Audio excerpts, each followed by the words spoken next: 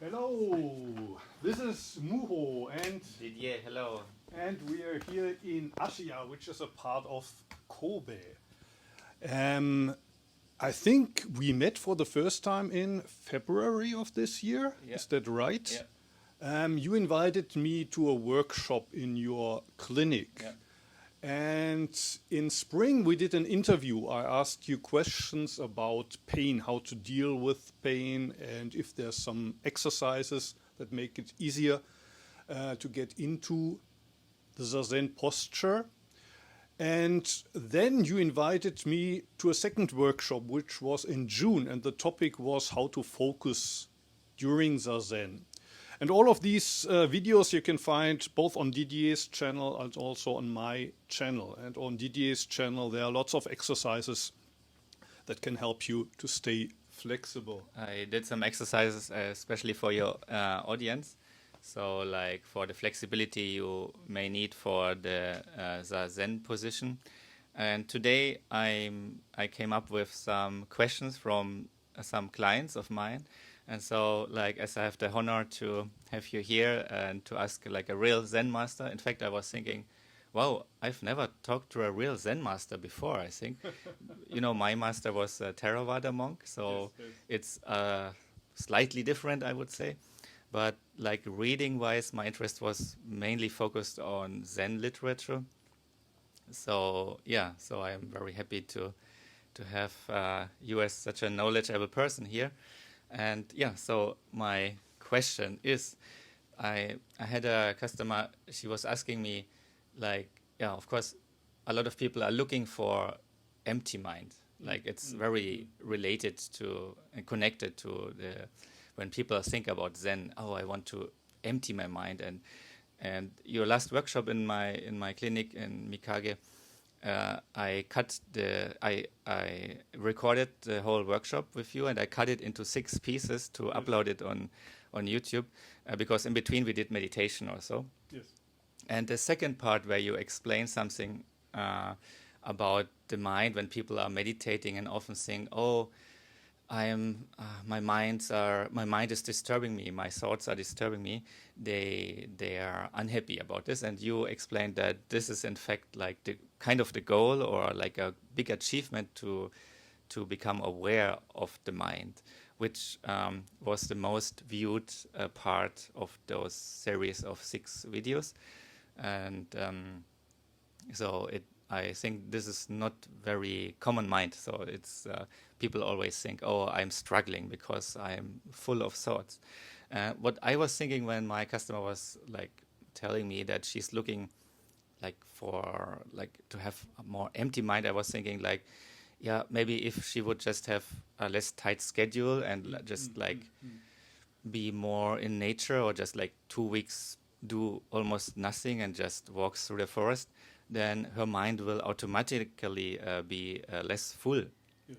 Like sitting wise, and then you would not come up with a lot of thoughts because you were just doing not as much. But then on the other hand side, I thought, well, but still maybe there are some thoughts were connected to strong emotions, and you may even sit in a cave for 5 years, and those traumas, I don't know, with parents or with relationships may still come up and work inside you, and you're sitting in that cave and still struggling with these thoughts. So yeah, so I mean, this is but maybe it's also just an illusion to look for an empty mind rather to organize the mind. I was thinking also yesterday by myself, because yeah, when I see like mind as a tool, like my muscles also like are working like holding my posture the whole day, but so we are looking for relaxation. But if there would be like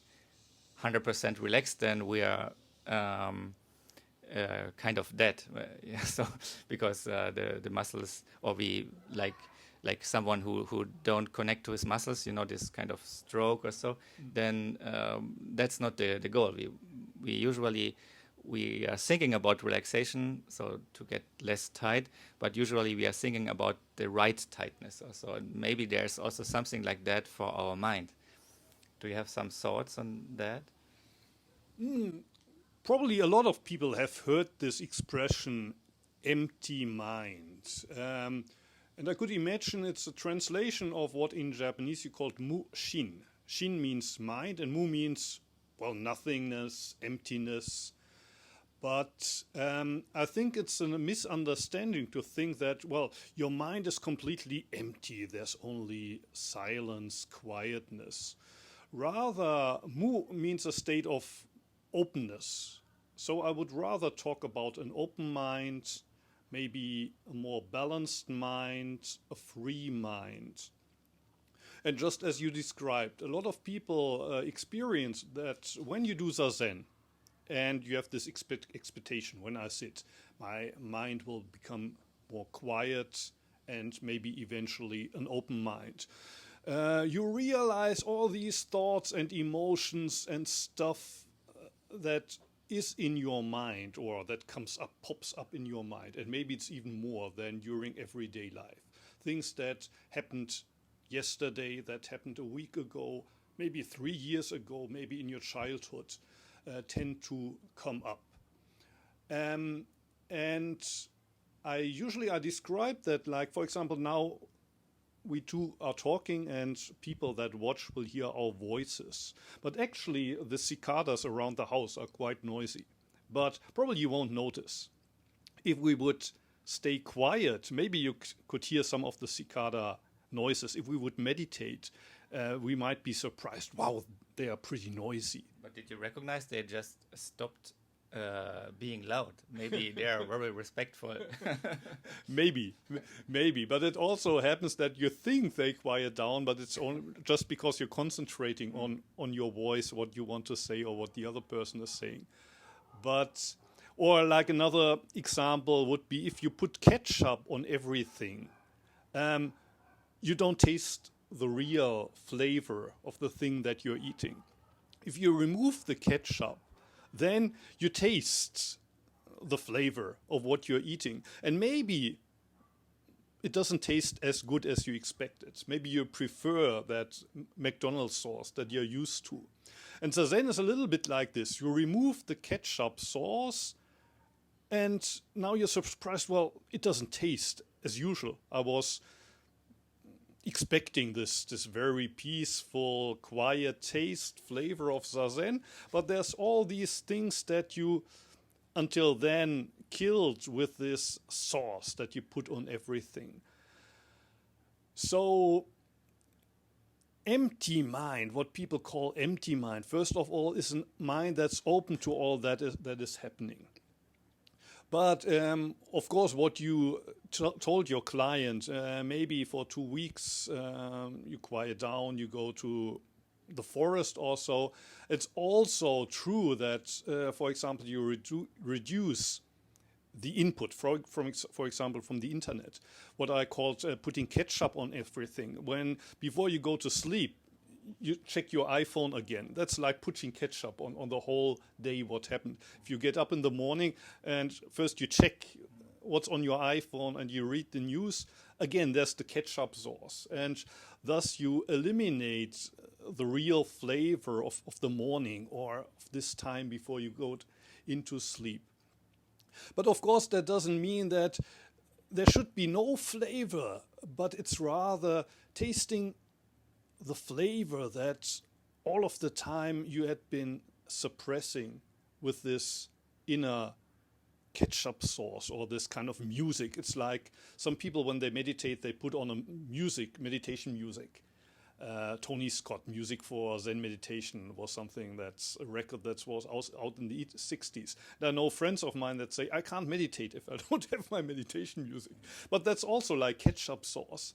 Like, if you meditate and there's a ambulance car passing your house, it makes a lot of noise, but that shouldn't disturb you.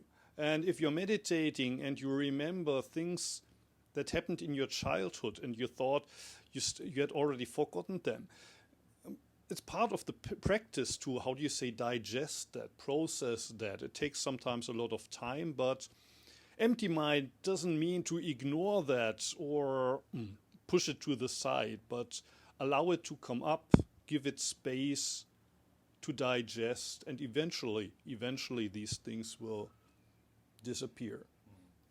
So, like, so far what I understand, like reducing social media catch-up input, so to say, would be one important step.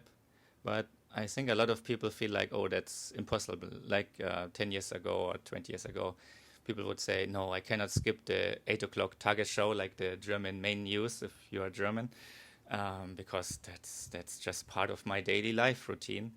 But compared to that, nowadays social media is like, what is even better than ketchup, sukiyaki sauce or something? I don't know. So many flavors, and it's so exciting. And then our thoughts get attached to a lot of emotions, and then it's like a firework. And then we are looking every day for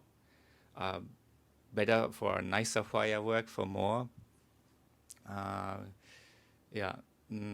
So like looking at like normal people, I know you are a monk, and you committed your life to that, but I guess you also have contact like to normal people who go to work and can commit only like maybe maximum half an hour or so. So you would, I guess you would suggest like first to reduce that input from social media or media all over, and would you also say like would you have other suggestions too, like sitting practice, or would you rather recommend like if you're stop. Oh yeah, on this side.